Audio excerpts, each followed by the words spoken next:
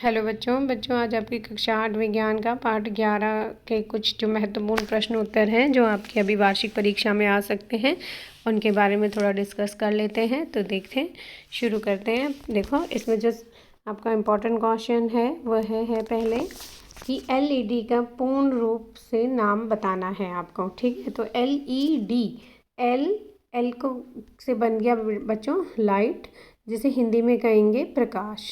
ठीक है, उसके बाद ई से बन गया एमिटिंग, EMITTING। ठीक है, और ये इसका मतलब हो गया उत्सर्जक।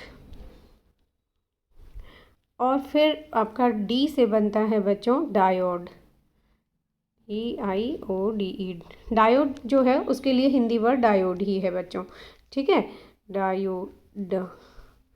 तो ये इस तरह से LED की आपकी पूरी फुल फॉर्म बन गई, प्रकाश उत्सर्जक डायोड या लाइट एमिटिंग डायोड। तो इस तरह से आप इसे याद कर लें कि जो LED है उसकी full form light emitting diode या प्रकाश उत्सर्जक डायोड इसको कहते हैं। ठीक है, इसके बाद दूसरा क्वेश्चन देखते हैं, विद्युत बल्ब के स्थान पर LED का प्रयोग उचित है या नहीं। तो देखें, विद्युत बल्ब जो हम लोग लगाते हैं तो विद्युत बल्ब के जगह पर कई बार LED का यूज़ किया जाता है, तो वो बताना है कि वह उचित है या नहीं। तो देखिए, जो डायोड ये LED जो होती है बच्चों, ये दुर्बल मतलब कि वीक जब हमारे पास लाइट आ रही होती है, वोल्टेज उसकी कम होती है, उस वक्त भी ये जल जाती है और प्रकाश बहुत अच्छा देती है।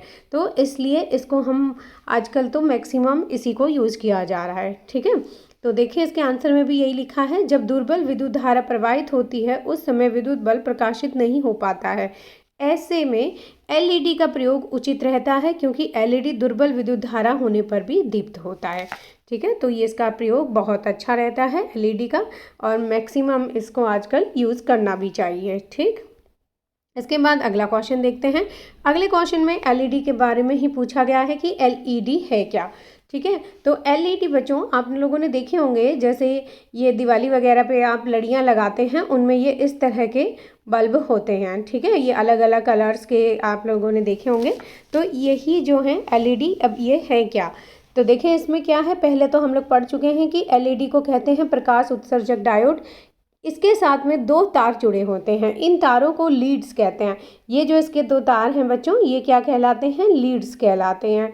ठीक है, इन तारों को कहा जाता है लीड्स। एक तार दूसरे की अपेक्षा थोड़ा लंबा होता है। ये आपने देखा है कि मैंने अभी चित्र में भी एक तार लंबा बनाया था, एक छोटा बनाया था, तो एक तार लंबा है। ठीक है, LED को किसी परिपथ में जोड़ते समय इसके लंबे तार को सदैव बैटरी के धन टर्मिनल से तथा छोटे तार को बैटरी के ऋण टर्मिनल से जोड़ा जाता है। तो आपने मेन चीज़ बच्चों यही यहाँ पे ध्यान रखनी है कि जो इसका लंबा तार है वह धन टर्मिनल और जो छोटा वाला तार है वह ऋण टर्मिनल से है जोड़ा जाता है जब इसको परिपथ में लगाया जाता है। ठीक है, तो अब आप समझ गए होंगे कि LED क्या है। LED जो है प्रकाश उत्सर्जक डायोड है और इसमें दो तार होते हैं जिनको क्या कहते हैं, लीड्स कहते हैं। एक लंबा होता है, एक छोटा होता है। लंबा वाला धन टर्मिनल से जोड़ा जाएगा और छोटा वाला ऋण टर्मिनल से जोड़ा जाएगा। ठीक है, अब आगे देखते हैं अगला क्वेश्चन, सुचालक किन्हें कहते हैं। तो सुचालक बच्चों देखो ऐसे पदार्थ होते हैं, ठीक है, जिनमें से विद्युत प्रवाहित हो सकती है, जैसे कि लोहा, तांबा, चांदी। मतलब देखो धातु की वस्तुएं जो होती हैं, धातु जो होती हैं वो विद्युत की सुचालक होती हैं, है ना। तो हम किसी भी धातु का नाम यहाँ पे लिख सकते हैं। तो अगला है हीन चालक किन्हें कहते हैं। हीन चालक यानी कि ऐसे पदार्थ जिनमें से विद्युत धारा का चालन नहीं हो सकता, हीन चालक कहलाते हैं। जैसे उदाहरण के लिए प्लास्टिक, रबर, थर्मोकोल, सूखी लकड़ी आदि।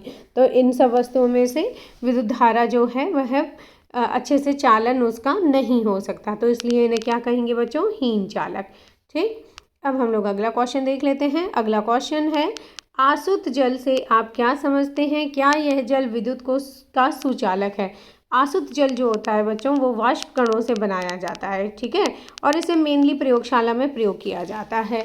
बिल्कुल शुद्ध जल बनाया जाता है ये वाष्प कणों से, तो इसको शुद्ध जल भी कह दिया जाता है।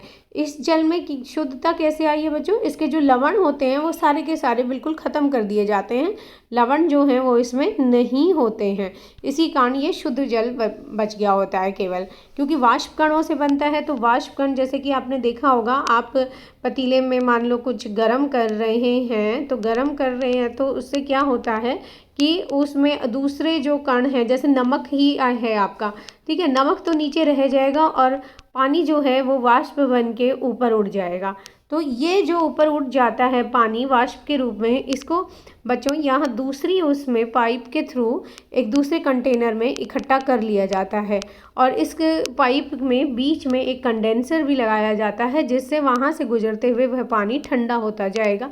मतलब वाष्प कण जो वाष्प हैं वो आपके ठंडे हो जाएंगे, और ठंडे होके वो पानी की बूंदों का रूप लेके दूसरे बर्तन में इकट्ठे होते रहेंगे। ये जो पानी यहाँ इकट्ठा होएगा इसी को आसुत जल कहा जाता है, ठीक है। तो अब हम आंसर देख लेते हैं, इसका आंसर क्या लिखा है। आसुत जल प्रयोगशाला में वाष्प को ठंडा करने पर प्राप्त किया जाता है। इसमें लवण नगण्य यानी ना के बराबर होते हैं। आसुत जल विद्युत का हीन चालक होता है क्योंकि यह लवणों से मुक्त होता है। बिल्कुल ठीक बात है। अब दूसरा क्वेश्चन जो इसमें था, क्या यह जल विद्युत का सुचालक है, तो अब आप इसका आंसर भी जान गए होंगे कि ये विद्युत का हीन चालक होता है। क्यों होता है, क्योंकि यह लवणों से मुक्त होता है, इसमें लवण नहीं होते हैं, ठीक है। तो इस तरह से ये आसुत जल है। अब हम इसका अगला क्वेश्चन देखते हैं, आसुत जल को अच्छा चालक या सुचालक कैसे बनाया जा सकता है।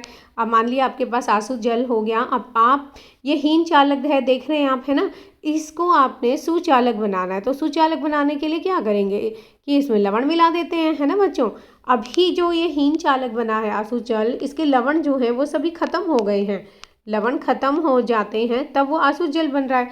अब उसमें लवण डाल देते हैं, है ना, तो वो सुचालक हो जाएगा। तो आंसर भी देखें, आसुत जल में साधारण लवण को मिलाने से यह अच्छा चालक बन जाता है, ठीक है। तो ये आप आंसर समझ गए होंगे कि आसुत जल क्या होता है, और उसे विद्युत का सुचालक कहेंगे या हीन चालक, और वो हीन चालक है तो उसे दोबारा से सुचालक कैसे बनाया जा सकता है, ठीक है।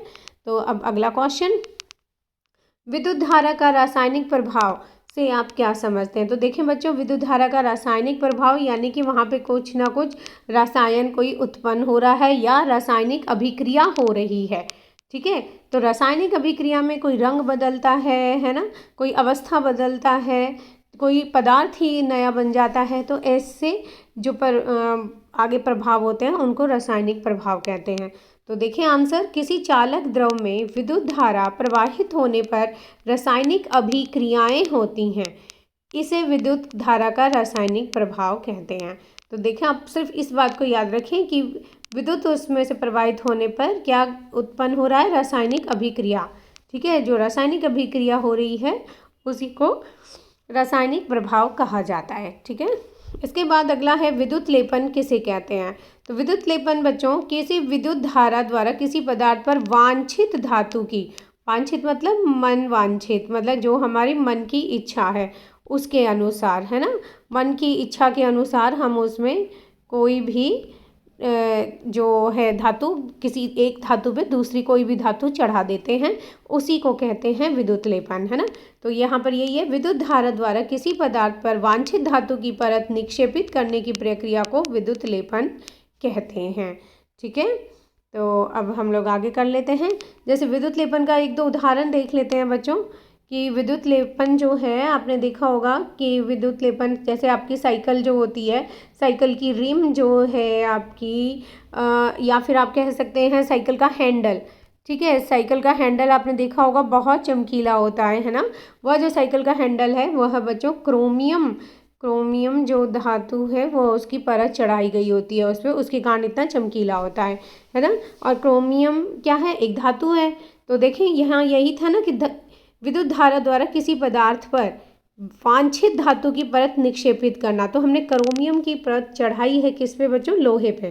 तो लोहा जो है वो है एक्चुअल में जल्दी से उसमें जंग लग जाता है, तो उस जंग से बचाने के लिए उस पर क्रोमियम की धातु चढ़ा दी जाती है और ये अच्छी चमकीली भी होती है, और चमकीली ही नहीं, ये काफ़ी समय तक चलती भी है। ठीक है, तो इसलिए ये जो पूरी प्रक्रिया होती है इसको कहा जाता है विद्युत लेपन, जिसमें एक धातु पर दूसरे धातु की परत को निक्षेपित किया जा रहा है। ठीक, तो आप उदाहरण समझ गए होंगे, या फिर आपने और भी उदाहरण देखने हैं तो आप वीडियो में जो अभ्यास के प्रश्न उत्तर हैं इस पार्ट के, उसका लिंक दिया जा रहा है डिस्क्रिप्शन में, आप वो देख सकते हैं, वहाँ पर और भी कई नाम आपको मिल जाएंगे।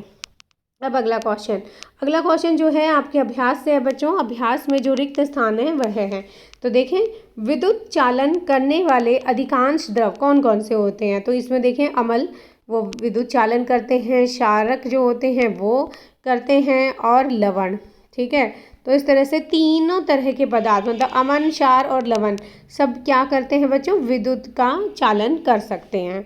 ठीक है, इसके बाद इसमें दूसरा है रिक्त स्थान, किसी विलयन से विद्युत धारा प्रवाहित होने पर क्या उत्पन्न होता है। अभी हमने पढ़ा था कि उसका रासायनिक प्रभाव उत्पन्न होता है।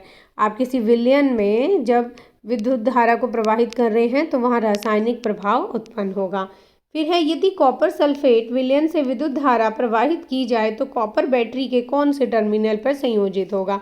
तो देखें बच्चों, कॉपर जो है उसका हम लिखते हैं Cu2+ करके सूत्र लिखा जाता है मेनली, मतलब मैक्सिमम टाइम पर, और ये जो है विद्युत धारा जब इसमें से प्रवाहित की जाती है तो कॉपर बैटरी जो है उस बैटरी के ये ऋण टर्मिनल द्वारा आकर्षित करा जाएगा। तो इसका मतलब ये वहाँ ऋण टर्मिनल पे ही इसका संयोजन होगा। ठीक है, तो कॉपर कहाँ पर होएगा, ऋण टर्मिनल पे, यानी जो नेगेटिव इलेक्ट्रोड है उस पे। ठीक है, इसके बाद अगला है, इसमें विद्युत धारा द्वारा किसी पदार्थ पर वांछित धातु की परत निक्षेपित करने की प्रक्रिया को क्या कहते हैं। तो अभी हम लोगों ने पढ़ा है ऐसी प्रक्रिया जिसमें एक धातु को दूसरी धातु पर चढ़ाया जाता है ताकि पहली वाली धातु सुरक्षित रहे, उसको कहते हैं विद्युत लेपन। ठीक है, इसके बाद अगला क्वेश्चन देखते हैं। दो द्रव हैं हमारे पास, ए और बी। ठीक है, तो अब यहाँ पर इनके चालकता जो है उसका टेस्ट किया जा रहा है। उसके टेस्ट करने के लिए इसमें क्या किया गया कि एक संप्रेक्षित्र का प्रयोग किया गया। ठीक है, उस संप्रेक्षित्र का बल्ब जो है द्रव ए के लिए चमकीला दीप्त हुआ। द्रव ए जब उस संप्रेक्षित्र में डाला गया तो जो द्रव ए डाला गया तो वहाँ पर चमक हुई। ठीक है, और जो बल्ब है वह दीप्त भी हुआ, और द्रव बी के लिए यहाँ पर ये दीप्त हुआ, और जो बी है उसमें धीमा दीप्त हुआ, अत्यंत धीमा। ठीक है, दीप्त हो रहा है। तो अब आपने बताना है कि इससे हमें निष्कर्ष क्या निकलता है। तो देखें बच्चों, साफ पता चल रहा है ए वाला जो है वो चमकीला भी है और उसमें जो बल्ब है वो दीप्त हो गया उस द्रव्य के कारण। तो इसका मतलब क्या हो गया, ए जो है वह अच्छा चालक है, अपने आप ही पता चल रहा है, क्योंकि बी से धीमा बल्ब दीप्त हो रहा है। तो बी से धीमा बल्ब दीप्त हो रहा है तो वो अच्छा चालक नहीं है। तो अच्छा चालक कौन सा हुआ बच्चों, ए वाला हुआ। तो इसलिए आज का आंसर जो है वो यही होगा कि ए जो है द्रव वह बी से अच्छा चालक है। तो एक बार ऑप्शन देख लेते हैं। पहला ऑप्शन, द्रव ए द्रव बी से अच्छा चालक है। देखें ये पहले ही ऑप्शन में दिया हुआ है इसका आंसर, तो ये वाला ही सही होगा।